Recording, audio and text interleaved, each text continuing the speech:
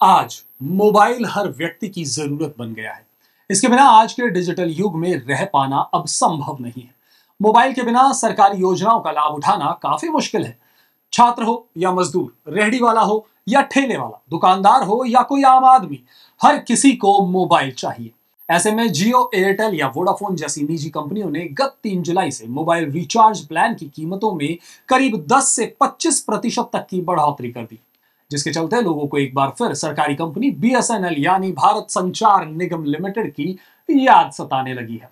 निजी कंपनियों के मोबाइल रिचार्ज की रेट बढ़ाने से आम लोग खासे परेशान नजर आ रहे हैं, खासकर निम्न आयु वर्ग के लोग। ऐसे में मोबाइल उपभोक्ता अब सस्ता प्लान देने वाली सरकारी कंपनी बीएसएनएल की ओर रुख कर रहे हैं, जिसके चलते इन दिनों बीएसएनएल के कार्यालय में अपना नंबर पोर्ट कराने वाले लोगों की भीड़ जुटती हुई नजर आ रही है।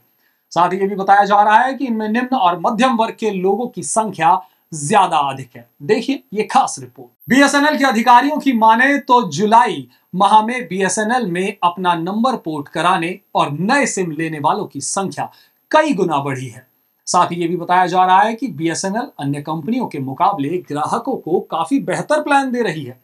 इससे लोगों का झुकाव इसकी ओर काफी बढ़ा है। बता दें कि निजी कंपनियों के मोबाइल रिचार्ज प्लान की रेट बढ़ाने से बीएसएनएल के यूजर की संख्या लगातार बढ़ रही है।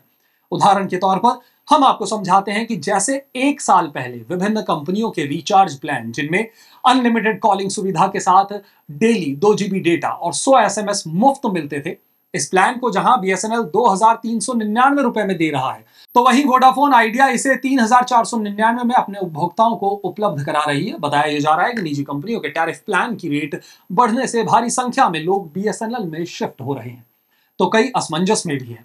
उनका कहना है कि बीएसएनएल की सेवा ठीक नहीं है, कई जगहों पर नेटवर्क नहीं रहता है। उपभोक्ताओं का कहना है कि अगर बीएसएनएल अपनी सेवा दुरुस्त कर दे तो निजी कंपनियों की मोनोपोली समाप्त हो जाएगी। साथ ही इससे देश को बेहतर राजस्व की भी प्राप्ति होगी। भले ही देश की 3 प्रमुख टेलीकॉम कंपनियां रिलायंस, जियो और एयरटेल और वोडाफोन आइडिया ने मोबाइल टैरिफ में भारी बढ़ोतरी कर दी है, जिसके चलते महंगाई से जूझ रहे आम लोगों की परेशानी बढ़ गई है, लेकिन सरकार और टेलीकॉम रेगुलेटर ट्राई को इस मामले में हस्तक्षेप करने का कोई इरादा नहीं दिख रहा।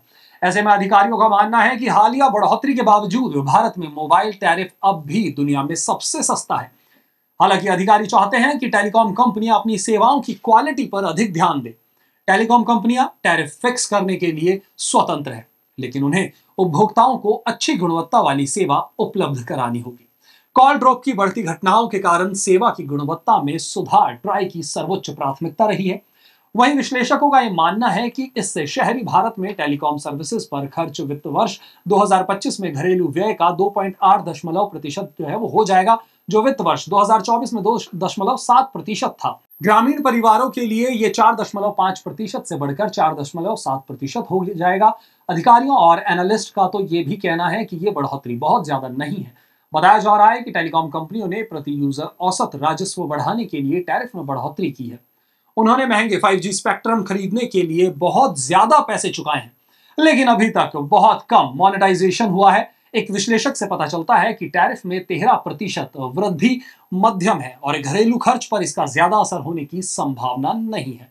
यह नवंबर 2021 के बाद मोबाइल टैरिफ में पहली बड़ी बढ़ोतरी है। प्राइवेट कंपनियों के बढ़े हुए दामों के बाद अब लोग सस्ता और किफायती विकल्प तलाश रहे हैं। ऐसे में बीएसएनएल के पास उपयोगकर्ताओं के लिए कई किफायती प्लान्स पहले से मौजूद हैं। अगर कम पैसों में लंबी वैधता वाला रिचार्ज करवाना है तो 397 रुपए वाला प्लान सही रहेगा। इसमें 150 दिन की वैधता मिलेगी। इस प्लान में unlimited voice calling, daily 2 GB data और 100 SMS भी शामिल है। हालांकि ये सभी लाभ सिर्फ 1 महीने यानी 30 दिन के लिए ही होंगे। बीएसएनएल के प्लान प्राइवेट कंपनियों के मुकाबले अधिक किफायती और उपभोक्ताओं के लिए फायदेमंद साबित हो रहे हैं। इस कारण अधिक से अधिक लोग बीएसएनएल की ओर रुख कर रहे हैं। Bureau report, Punjab Kesari.